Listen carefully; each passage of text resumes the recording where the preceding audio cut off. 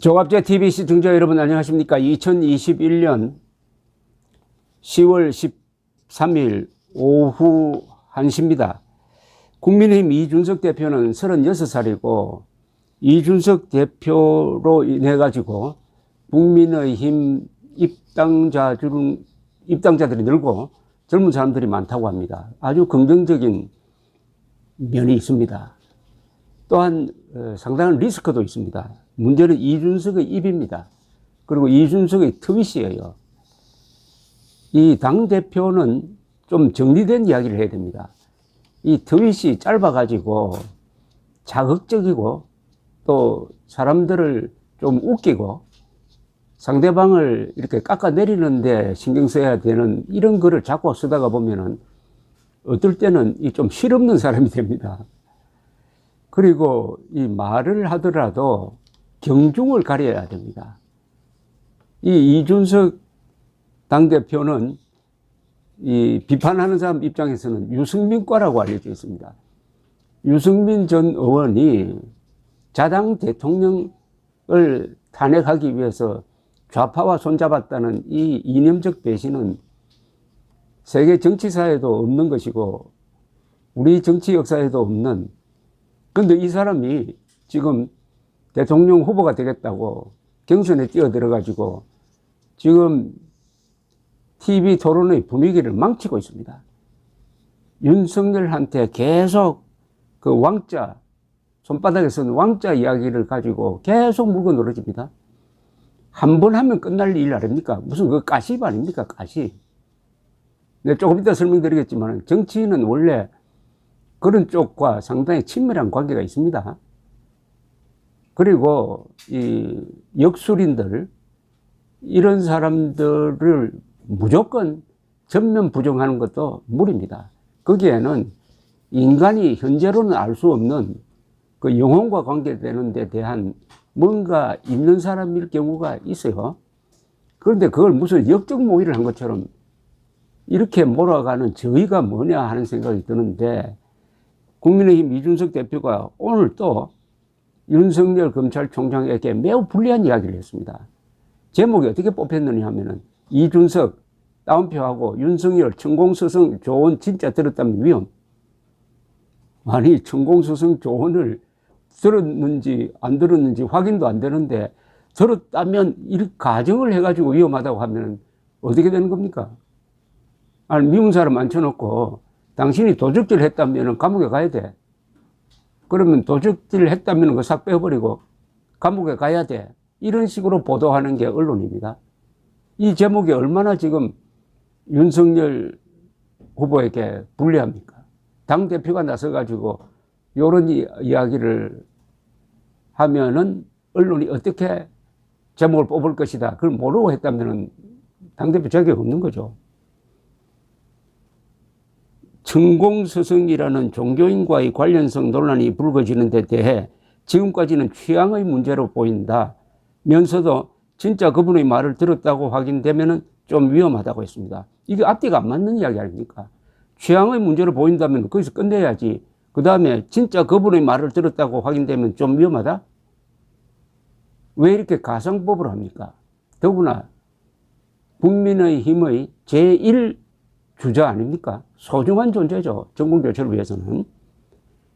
KBS 최경영의 최강시사에 출연해가지고 후보들이 앞으로는 부동산 대책, 복지, 코로나로 인한 교육 불평등 같은 심도 있는 주제를 건드리는 건설적인 토론을 했으면 좋겠다면서 이런 이야기를 했는데, 지금 그런 주제를 건드리는 건설적인 토론을 못하도록 방해하고 있는 사람이 유승민 아닙니까?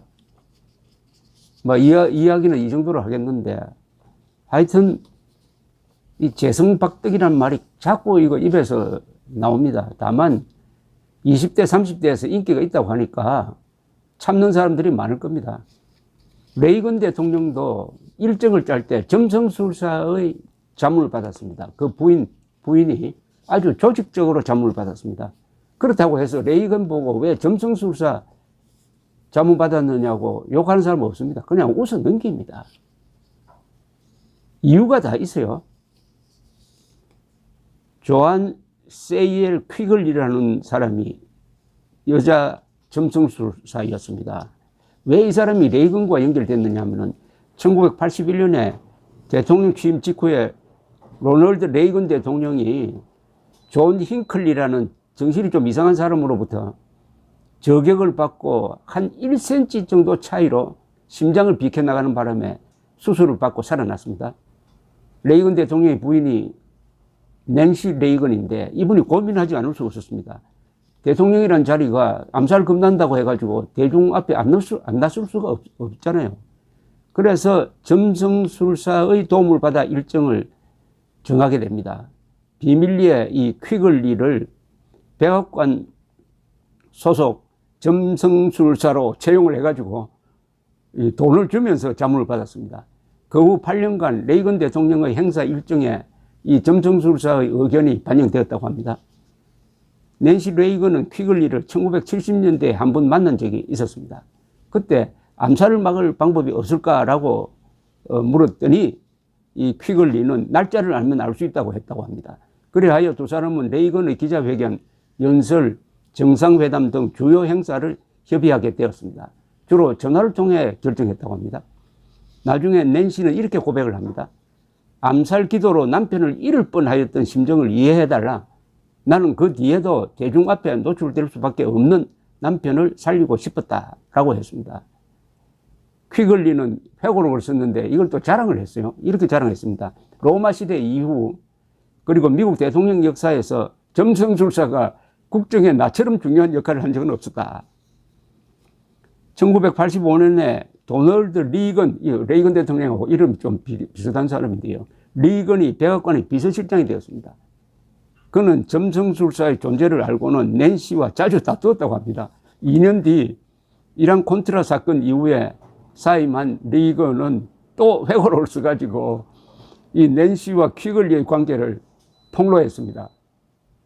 내가 백악관에 있던 시절 부부의 거의 모든 행동과 결정은 샌프란시스코 점성술사의 사전 허락을 받았다. 그는 망원경으로 전체를 관찰, 별들이 그 행사에 유리한 쪽으로 정렬이 되어 있는지를 확인했다고 썼습니다.